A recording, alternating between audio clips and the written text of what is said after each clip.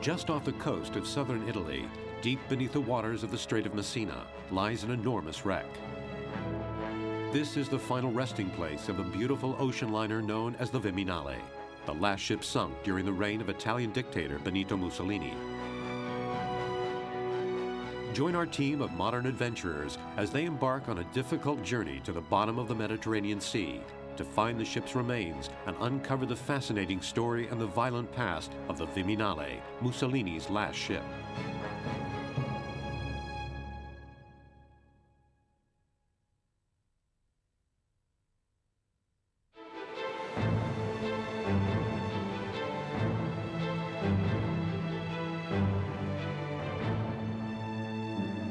On the night of July 25, 1943, the Italian government removed Benito Mussolini from power.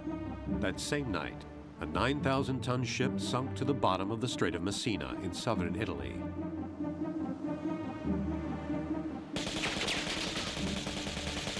And we got out, and there was a moon that night. Never will forget it. That was behind the ship that was sinking. And as we went out away, we saw that ship stand up on its end and go under.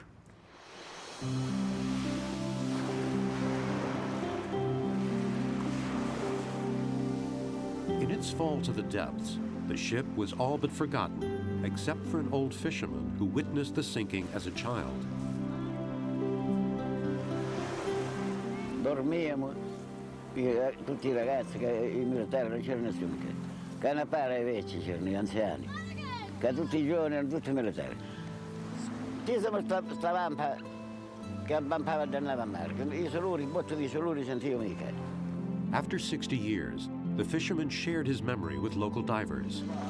Hearing this story, the wreck hunters were driven to discover if the fisherman's ship was real or just the fading memory of a frightened child.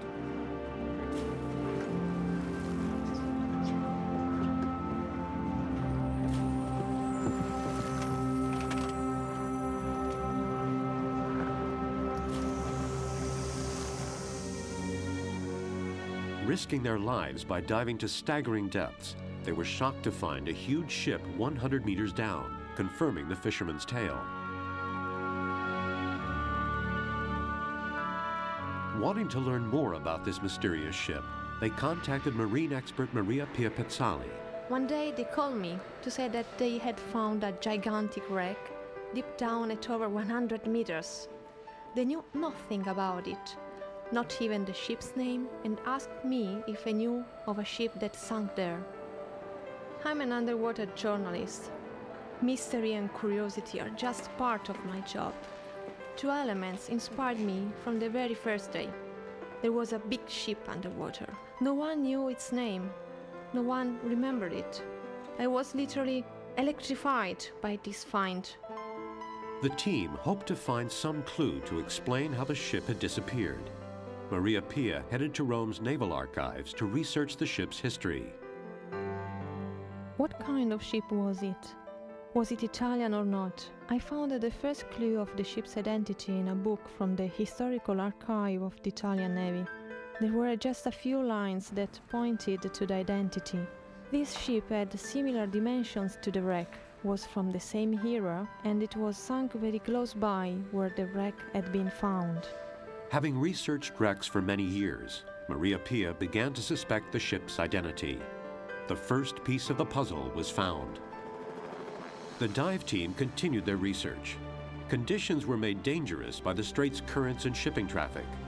At these depths, divers must breathe trimix gas, a mixture of oxygen, nitrogen, and helium. Helium spreads rapidly in the body, which can be potentially fatal. Upon ascent, a longer decompression is needed than in typical dives.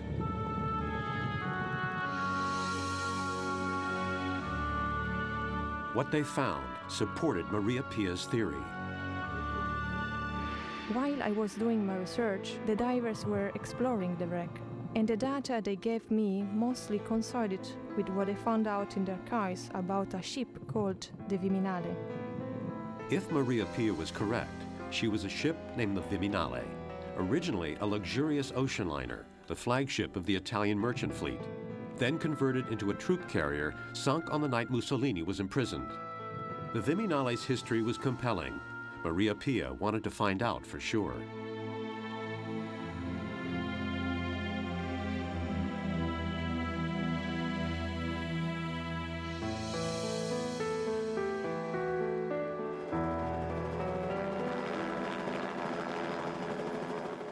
Rocco Tedesco grew up in a local fishing family and is a member of a diving group known as the Brotherhood of the Coast.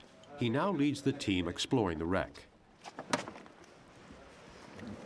Ce l'hai? Sì. Okay. Using trimix gases requires divers to carry 5 bottles, weighing up to 100 kilos.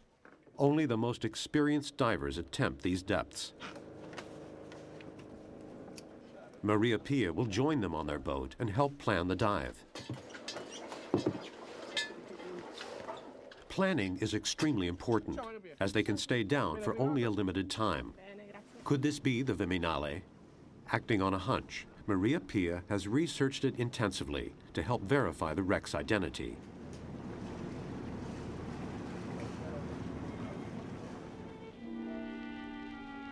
Ocean liners like the Viminale were built in Trieste, home to a vital shipbuilding industry since 1833. Trieste was a thriving multicultural center where Italian and Slavic cultures met and flourished. In the early part of the 20th century, Trieste was part of the Austro-Hungarian Empire, which lost the First World War.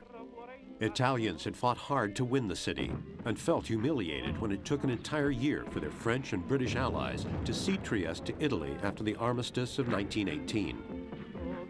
This was the perfect cause for a young journalist named Benito Mussolini to champion in his rise to power.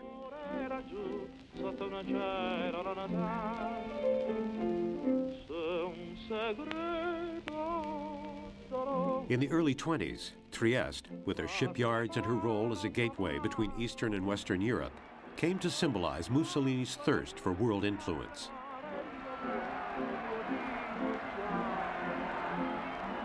But the Slavic presence in Trieste disturbed Mussolini's goal of a greater Italy. His government tried to rid the city of Slavic influence, driving out Slavic citizens and burning their cultural centers. The shipbuilding industry grew, and by 1925, Italy was the world's third largest marine building power. The premier shipbuilder in Trieste was the Lloyd Triestino Company, a giant of Italian and Austrian industry for the past 170 years. The Viminale was the crown jewel in Lloyd Triestino's fleet. Can the divers link the Lloyd Triestino Company to this wreck and prove that the ship they found is the Viminale? Maria Pia wants to prove the ghost ship found off southern Italy is the Viminale. She will give the diving team precise instructions to find the evidence she needs. Allora, tempo non ci aiuta. Si commenta da solo il tempo. Luce ne abbiamo poca, piove. Purtroppo io direi di concentrare un po' il discorso dell'immersione andando magari per punti. Quello che sarebbe interessante vedere sono le zone di prua, andare magari a verificare le smoke room, quindi il salone delle feste. Maria Pia and the divers carefully plan their exploration of the wreck. They must calculate each minute of their mission to be sure they can enter and exit the ship safely. The weather's not helping them either. Possiamo dire con precisione dove andare ad ancorare per fare che cosa. Quindi se dobbiamo decidere di fare la prua e il finestrone vanno comunque almeno 2 immersioni, che pensate? Perché diversamente lo spazio è troppo lungo. Ci tocca buttare il pedagno sul top deck e poi fare scendere e entrare dentro la smoke room. Poi tu, una volta così che sei andiamo dentro, a vedere, andiamo a filmare la parte delle vetrate. Tu non riuscirai a starmi più su dentro perché c'è il tetto e quindi per tenere le luci me le tieni basse. Cerca di angolarti un pochettino, altrimenti con la sospensione non vediamo più niente. Il tuo rebreterino permette di accorciare la decompressione, la mia è sempre la stessa. Quindi dare il 18esimo l'ultimo veramente è salire, non facciamo che arrivi a 20 minuti di fondo, perché poi aumenterà la decompressione. Sì, sì, Tanto spegne le luci. Io a 15 minuti vi segnalo che siamo al 15esimo. One of the divers will use a rebreather, a closed-circuit breathing system that cleans and conditions the gas a diver exhales. It reduces decompression time and eliminates suspension.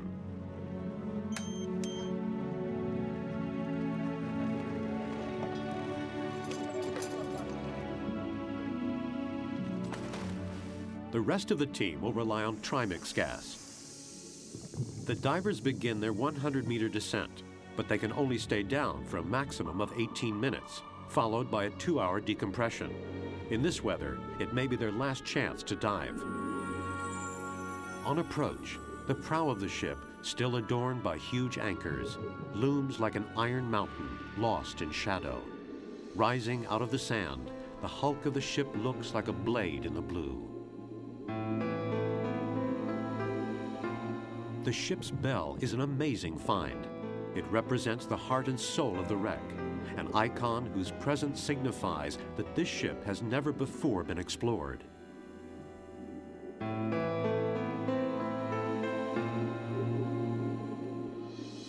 Exploring the bridge, there is a sense of loneliness in the eternal silence of the ship, elegant, enchanted, as if still waiting for her passengers to embark on a journey to exotic lands.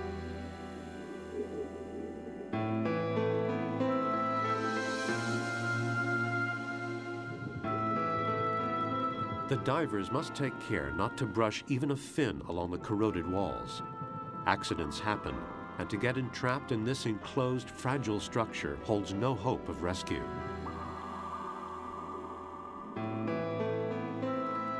The divers have little time to complete their task. Submerged for decades, the ship holds many surprises.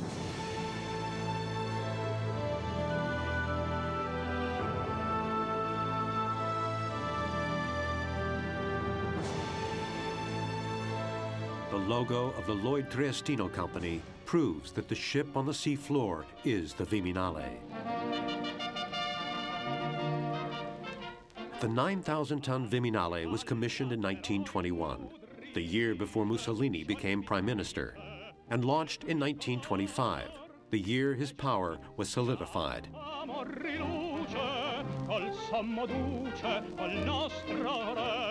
She had streamlined funnels and was powered by cutting-edge diesel engines housed in specially cooled engine rooms.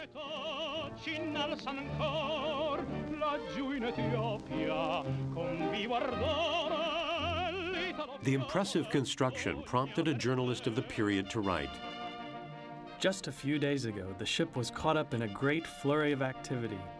Last touches were completed at a steady and intense pace. The rooms, the bridges, the decks, from stem to stern, day by day, hour after hour, the ship underwent a spectacular transformation. As if under a spell.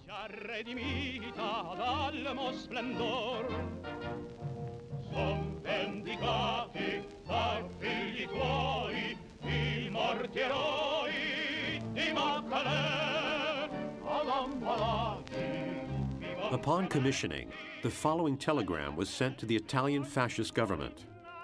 Launched successfully this day from San Rocco shipyards, the great ship Viminale. Lloyd Triestino, with good faith, contributes to the growth of the power of Italy's merchant marine fleet." Mussolini appreciated this addition to the burgeoning fleet, and one of his closest aides responded, "Felicitous launching of the ship."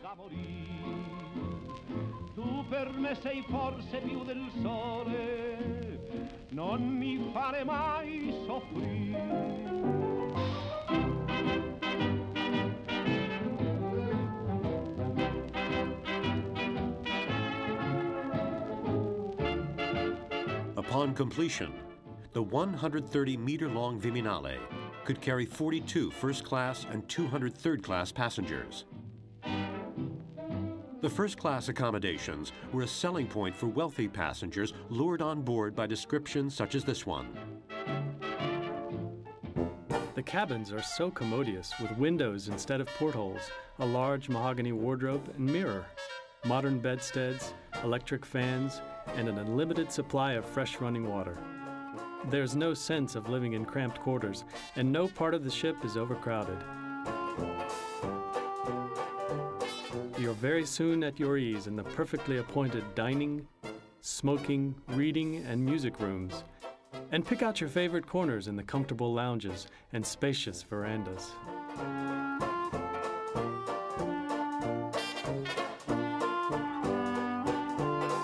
The Viminale's maiden voyage began on October 28, 1925, sailing from Trieste to Japan.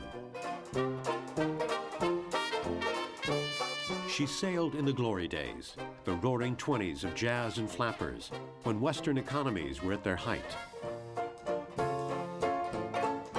She carried tourists and diplomats, and in 1928, a French civil servant, G.A&A, wrote the following in a letter of appreciation to the shipping company. After spending 35 days sailing on the Viminale between Saigon and Trieste, I want to express my delights to the directors of Lloyd Tristino. I enjoyed a most perfect voyage aboard the ship. From every aspect, the ship is very comfortable, the cabins spacious, the cuisine excellent, and the crew efficient and courteous.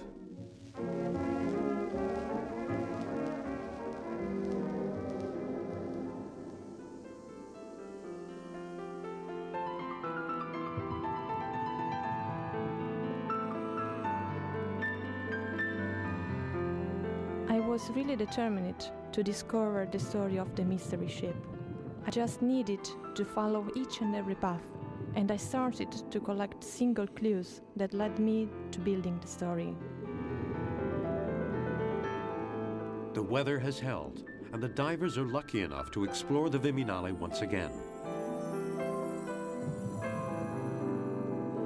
The deteriorating conditions above make this a test of the diver's will, but below, the silent Viminale seems ready for an undersea ball.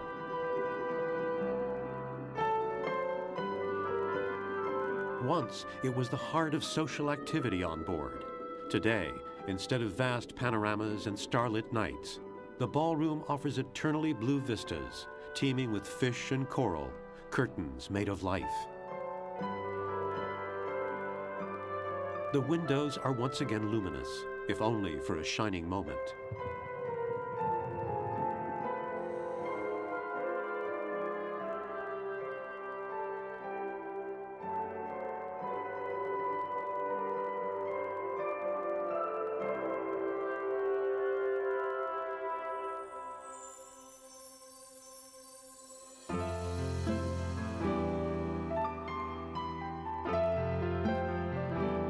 Pushing the limits of their endurance, the divers pay a visit to the ship's smoking room.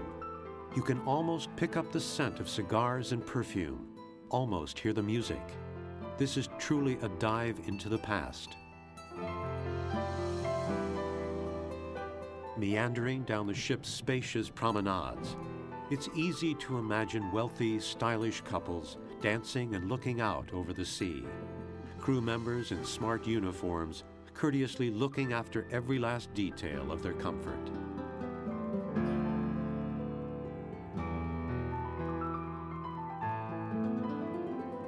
The diver's time is running out. They must start their long decompression and return to the surface before a storm breaks.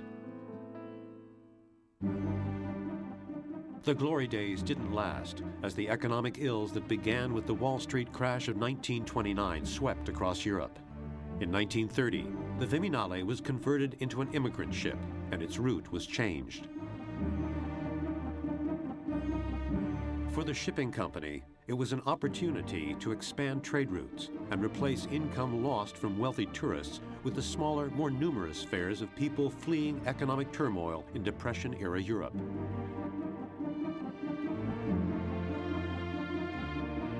The Viminale no longer cruised to the Far East in luxury.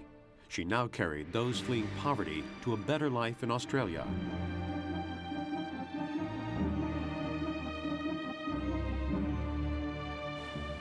Accommodations became less comfortable and quarters more cramped, as the ship was outfitted to carry 60 first class and some 300 third-class passengers from its new home port in Genoa on Italy's west coast to Brisbane and Sydney. Vic Facchini was a boy when his family boarded the Viminale for the 6-week journey down under. I was about 15 at the time, and in 1931 my father died on a farm. After a lot of trouble, we lost the house and the farm was we were full of debt. So my brother said, well, try to come to Australia, we get the papers ready for you. The sights and sounds he experienced along the way as the ship called at various ports left an indelible impression on the young boy's mind. At night time we left Genova, and we in the morning we were in Napoli, and from Napoli we stopped one day, and then Messina the following day. More migrants got on board. The ship was half cargo and half passengers. Well, Suez didn't stop long because they were not in, but Port Said stopped a few hours. The canal was so narrow that if there was any other ship coming the opposite way, he had to stop and let the other one through.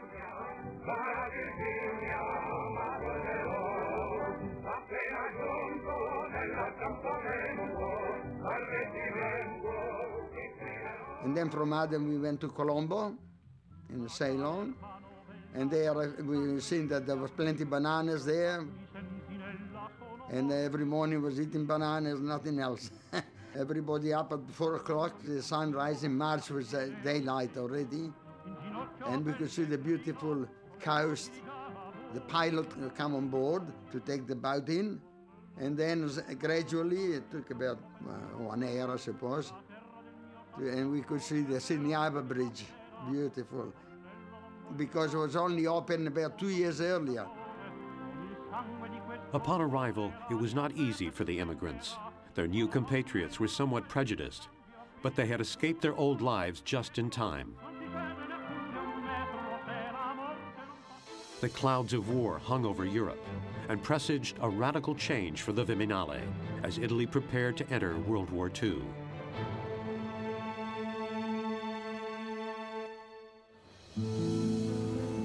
The weather is deteriorating, but the divers are only halfway through their 2-hour decompression. Have their discoveries justified getting stuck out at sea during a fierce Mediterranean storm?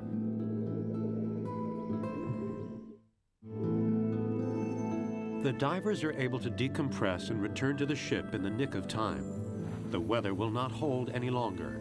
There can be no more manned dives on the Viminale this season. Maria Pia must continue her quest on land. It is the story of ordinary people that interests me. That's the reason why I have spent so much time looking for witnesses that were linked to the Viminale. Before starting research on the Viminale, I had met some veterans who told me their stories from the war. But the Viminale was a real catalyst, and the ship itself led me to know more. The 30s had seen a coming together of Hitler's Nazi Germany and Mussolini's fascist Italy. War in Europe began in September of 1939 for Great Britain, France, and Germany. Italy entered the war as Germany's ally in June 1940. Mussolini declared war on June 10th from the balcony of Palazzo Venezia in Rome. La parola d'ordine è una sola.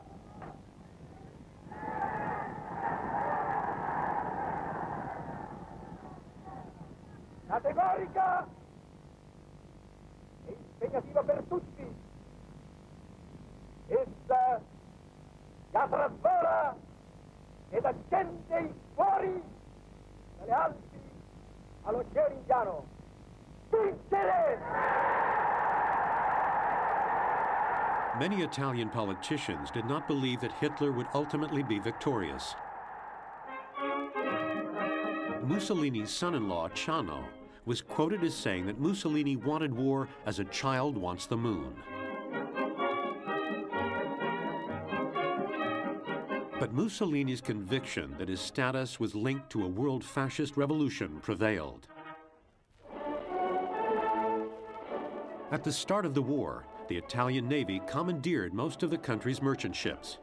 Merchant ships in Italy, then as now, are all specially constructed to military specifications just for this purpose.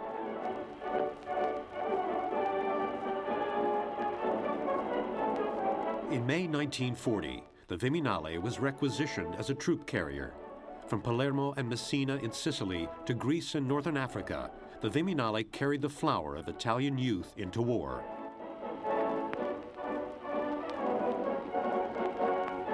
During the war, the Viminale made 92 trips carrying both personnel and supplies. In the Mediterranean, both Axis and Allied powers attempted to protect supply lines by sending ships in large groups or convoys. These convoys were slow-moving, easy targets for attacks. The Viminale was a strategic target and was attacked 7 times. First, British submarines torpedoed her convoy on March 28, 1942, while traveling from Greece to Italy. They hit another ship, the Galilea, which sank with hundreds of sailors aboard. The Viminale escaped unharmed. A second aerial attack, as her convoy sailed from North Africa to Palermo on November 20th, damaged the Viminale's decks. She made it to Palermo for repairs, but was left vulnerable. The British tried again to end the Viminale's military career at Palermo. For her third attack, they used a chariot, an underwater manned torpedo. While a unique weapon, the chariot was not a British invention. It was first developed by Italian engineers during the First World War. Known in Italian as the maiale, or pig, the torpedo was an electrically powered submarine sled with a 320-kilo detachable explosive mounted on the front. I first heard about the maiale many years ago. Its riders were real underwater heroes. I met with Admiral Birindelli and was able to learn a lot about this machine from his memories. A pioneer in maiale development, Admiral Gino Birindelli remembers early testing of the machines. The naval technology of the British is very well ahead of the Italian technology. And that's why the chariots were in a way making things equal. The concept was to secretly ride the sled into an enemy harbor, attach the warhead to the bottom of the target ship, then ride away before the explosive detonated. We were 25, 26, full of dreams, and we started thinking that Italy would be involved in war. At the time, one of the few who did that sort of talking and dreaming and thinking was Tesei, the one who conceived the maiale. And so we said, why don't we start privately to prepare ourselves for this sort of operation? The Italian manned torpedo program sank 2 important British battleships, the Queen Elizabeth and the Valiant, in the presumed safe harbor at Alexandria in Egypt. The Imperial War Museum in Greenwich, England, exhibits some of the manned torpedoes used in the war. Rodney Dove and Dickie Greenland, veterans of the British Chariot campaign, captained 2 of the torpedoes that attacked Palermo harbor. As long as you don't ask us to get in the damn thing. No, those days are over, I think. When the Italians knocked down Queen Elizabeth and Valiant in Alexandria Harbor, the then Lord of the Admiralty Churchill said, "Why have we not been in the front of this thing?" And all of a sudden we had to get, the British Admiralty had to get cracking. It was not the maiale that made all the difference. It was the breathing apparatus. We had to breathe oxygen instead of air because it was essential that no bubbles were released to reveal our presence in the enemy harbour. So we breathed pure oxygen. There are 2 guys sitting on a torpedo underwater, but if some chap is watching this harbour carefully and sees lots of bubbles going like that, he's going to sort of chuck something into the water to disturb it. He's going to chuck a grenade or something in. The trouble is that breathing pure oxygen for some people is a poison. One must recognise that this particularly hazardous operation, chariots, human torpedoes, you were unlikely to accomplish more than one assignment. So you could get into a harbour which was supposed to be well defended, but Palermo was not. I think everybody had had a night out before. On the night of January 2nd, 1943, the Royal Navy launched Operation Principle. Rodney and Dickey were sent into Palermo Harbor to wreak havoc on Italian vessels. And my assignment was to attack the Viminale, which was a transport, 8,500-ton transport laying alongside a quay in the harbour of Palermo. And I went into the harbour, but of course there was an anti-torpedo net, and it dropped about 50 feet to the bottom across the harbour entrance, and we had to go under that. Part of the chariot was a locker behind the second man, which held spare breathing apparatus, some auxiliary charges, and magnets by which we were supposed to attach the warhead to the bottom of the ship. It was all gone. The locker was gone. We made our way to the Viminale, to the stern of it. Of course, I had no magnets to attach the warhead to the bottom of the ship, but I did have a coil of rope. I went up to the stern of the ship. I attached detachable warhead to the rudder post, and then I detached the main body of the torpedo from the warhead and left the warhead there, and we turned around and went out. We went ashore, took off our wetsuits and tried to hide them under rocks. It wasn't much good, of course. It was still dark, but there was a moon up there. And we sat down, Jimmy Freel and I, and we lit a couple of cigarettes and we waited for this thing to go off. But I do remember distinctly going by a building which had some big plate glass windows, and there was a sort of shudder, as though, what would it be, a great tremendous gust of wind, or perhaps even a minor earthquake. And I believe that later, on later consideration, I think that was probably my warhead going up. Although bad weather has made diving impossible, Maria Pia is gathering further clues about the Viminale's active life at the Naval Archives in Rome. While there, she asks the Navy officers themselves for help and meets others who remember the Viminale. These are stories about ordinary people, young at the time, who went to the war. We generally know everything about what important people did. We read about that in history books, but we seldom know what happened to those millions who also took part in the World War II.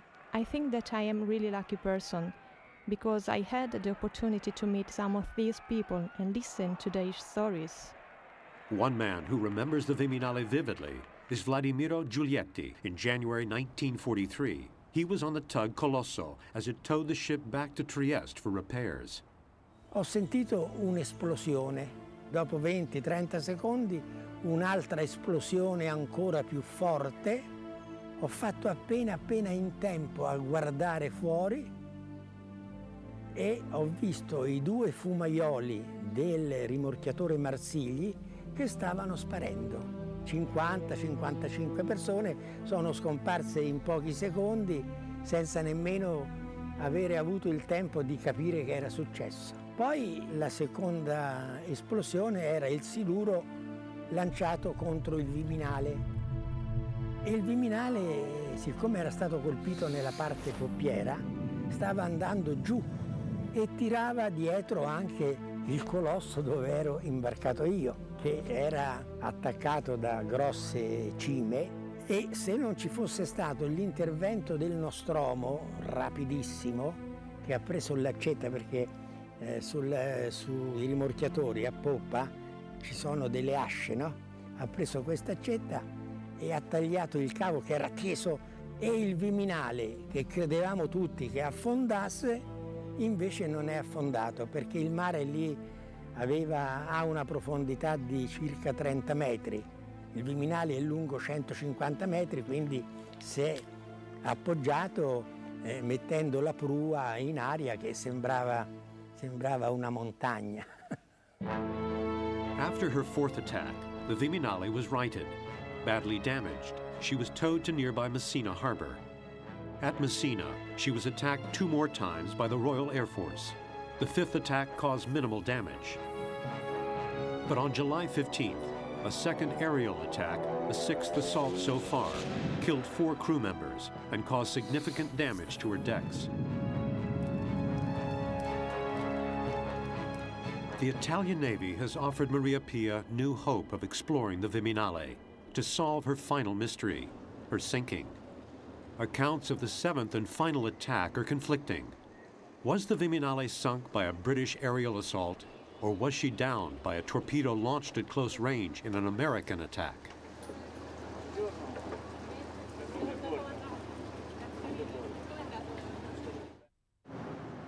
Captain Alessandro Tosolini pilots a minesweeper which has just returned from a mission in the Persian Gulf.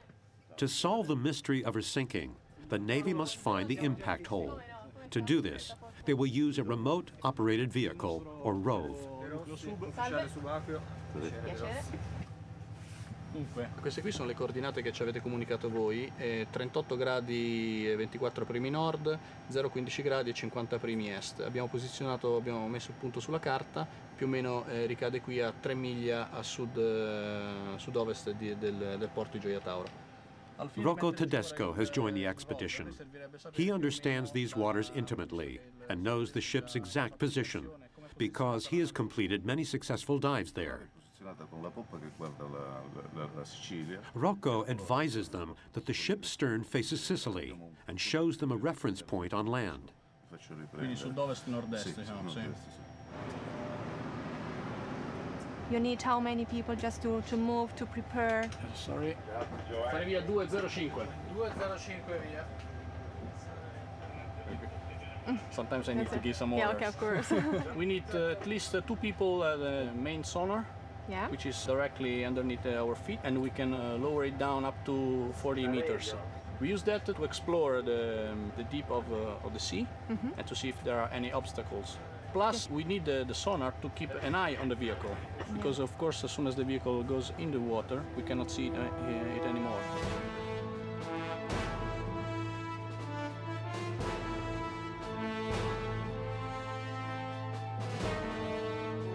Using a special camera attached to the ROV, the team will now try to learn more about the Viminale's final voyage. The ROV will go where the divers can't any longer. Once released from the minesweeper, it will plunge the frigid depths of the strait, sending back a video signal.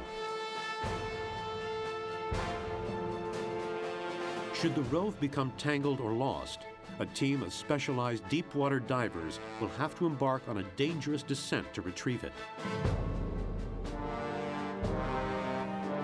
Captain Tosolini is sure that the Viminale is directly below the minesweeper. The sonar picks up the unmistakable shape of the ship's prow. The ROV can start working its way toward the hulking wreck on the sea bottom.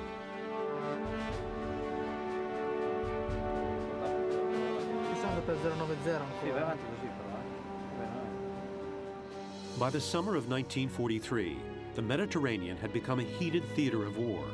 Thousands of tons of bombs were dropped there in a short time. All large ships at port were potential targets.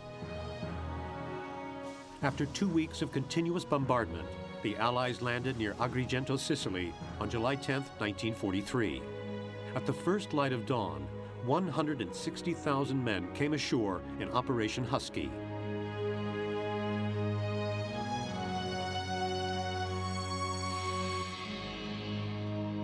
As news of the invasion spread, Italy was thrown into chaos.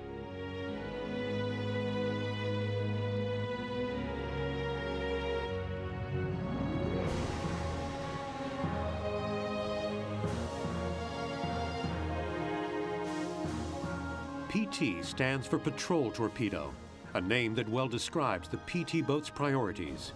They were small, light craft, 24 meters long, made of wood, each with a crew of 9 to 14 men. Designed for inshore patrol, they were fast and maneuverable, and they carried 2 to 4 torpedoes, enough firepower to sink a battleship. Cecil Sanders captained PT 216. His first mate was Hal Nugent. Originally, Sanders' PT boat was assigned to patrol the coast off North Africa.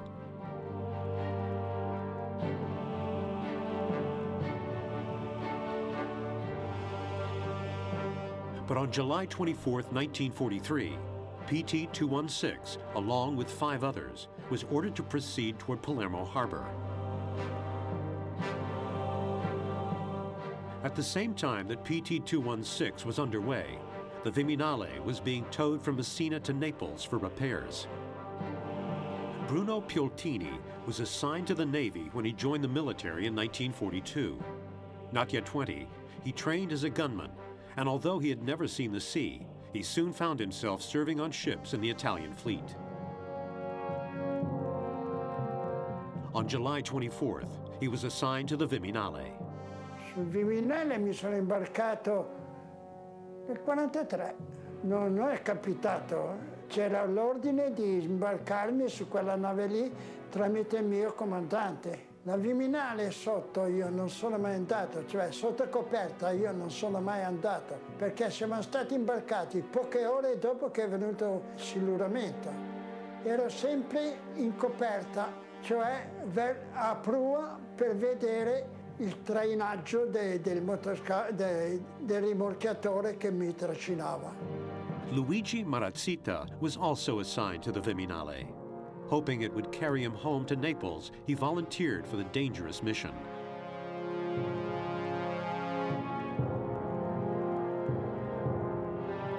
Stefano, mi occorrono 10 marinai che non sono graduati per portare una nave a Napoli. Alzate la mano, guardate che la missione è pericolosa. Allora io ho sentito Napoli. Mamma mia, subito alzata la mano. Allora andammo a bordo, una nave che non finiva mai, lunga.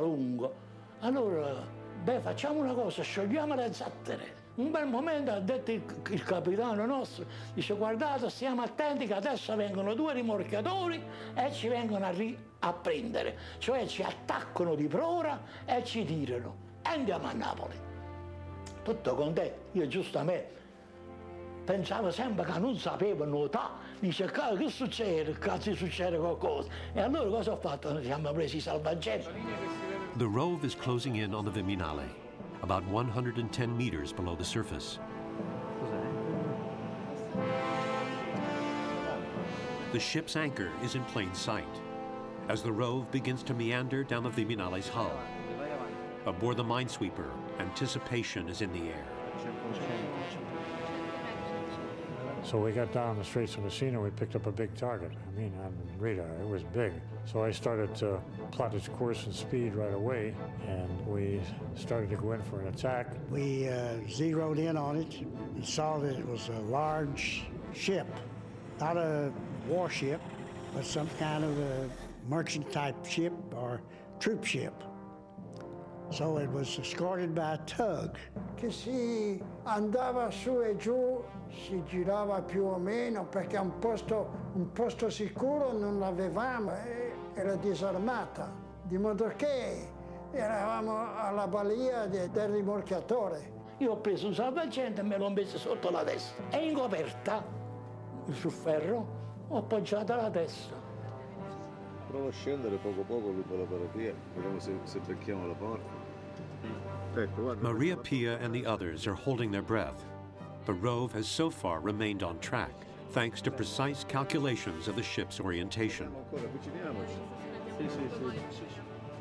Slowly, as the Rove glides forward through the shadows of the Viminale, a complete picture of her structure is emerging in the minesweeper's control room. The gangways are remarkably intact, the masts still standing. Drawing nearer to the wreck, the Rove must be piloted with expert accuracy to avoid getting entangled in the Viminale's extensive web of ropes, scattered all around her in the frenzy of her sinking. So what we do, we go in column. The first boat goes in, fires the torpedoes at about 200 or 300 yards. Then he turns away. First boat would fire his torpedoes and peel off. Then the second boat would fire his torpedoes and peel off. And by the time of the third boat, they were seeing the torpedoes and they started to shoot. So we were always very anxious to see who had the third boat. Sandy and I had the third boat that night. Dopo a sua volta il comandante, e poi è venuto lì e fa, Pioltini, finalmente siamo nel Mare Nostrum. 5 minuti dopo era in acqua. Piano, piano, piano. Using a blueprint of the Viminale and images from the Rove, it is possible to direct it toward what could be the point of impact at the center of the ship. They feel they are already close. Through her extensive research, Maria Pia has become thoroughly acquainted with the wreck and its history. Her vital knowledge guides the Rove operators in searching for the breach that brought a once luxurious ship to its watery grave. Allora vieni indietro, dai, così coi motori indietro con questa prora sempre. So the first boat that went in fired 2 torpedoes. They both missed. The division leader, or somebody on the division leader's boat, came on and said the course and speed, which actually was all wrong. He said go in the wrong direction at 8 knots. And I went to Sandy and I said, Sandy, that thing's only going about 2 knots. It's going the opposite direction.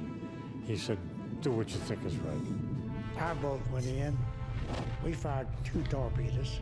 1 hit. Un bel momento. Non provarmela, sono stato silurato. Madonna, e che facciamo adesso? Il comandante, si salva chi può, si salva chi può.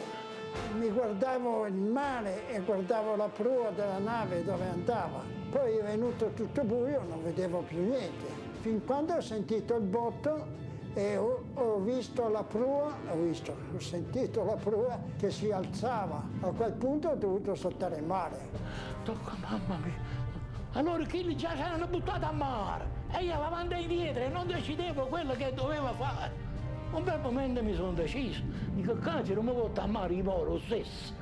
La catenina che io avevo, vedete? E questa è la Madonna del Carmine, che me la diede mia madre. E ce l'aveva legata. Così ho baciato questa catenina, questo santo, mi sono fatto la croce. Ho detto, mamma, aiutami tu.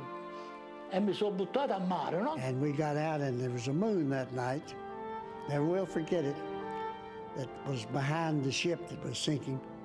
And as we went out away, we saw that ship stand up on its end and go under. Ho sentito un gran rumore della nave che andava giù, poi penso di aver trovato un pezzo di legno e mi sono attaccato a quello. È venuto dei pescatori, mi hanno beccato e mi hanno portato a terra. E qua il bello, mi sono trovato davanti a me una zattera e mi sono arrampicato. Passa fatica. The Viminale plunged to the bottom of the strait to be forgotten, until now. The Rove's operators are directed to the center of the ship by Maria Pia. Many of the documents she has collected indicate that the breach is near, but with conflicting reports of the sinking, no one can be sure of finding the site of impact. Si vede la paratia sulla sabbia, vedi? Vai un pochettino avanti così. E su questo lato tu hai visto delle porte, dei portelloni aperti, dicevi? Sì. Ecco, qui si vede bene, Ecco, vedi, guarda. Come finisce. Vatti avanti così che c'è. Nel fango. Nel fango.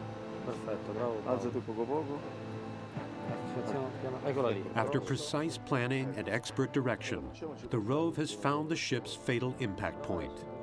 We now know that the Viminale was indeed sunk by a torpedo fired at close range from an American PT boat. Through modern technology, Maria Pia's adventure opened a window in time and allowed us to see history through the eyes of ordinary people in extraordinary circumstances. From the bottom of the sea, the Viminale has brought together many people whose lives she touched, to pass on her stories to a new generation, so that she is not forgotten. Mi sento assolutamente realizzato oggi, veramente un'esperienza meravigliosa dopo tra l'altro anni di lavoro e soprattutto di ricerche, sacrifici e richieste. Oggi trovarsi a bordo di un cacciamine, vedere un elicottero che ci sta seguendo dall'alto, e trovarsi poi a esplorare insieme finalmente questa nave chiude la storia penso che sia assolutamente straordinario. On July 25, 1943, the very night that the Viminale was torpedoed by an Allied PT boat, fascist leader Benito Mussolini was removed from power.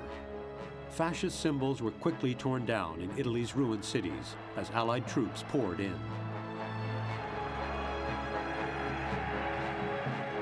Although the war was to continue in Italy for another 2 years, as the Viminale sunk that night, Italy went from being an Axis power to an occupied territory. I believe it is important not to forget our past. This should be a lesson for young people too. That's why I think the Viminale story is important. It's a piece of history to learn and remember.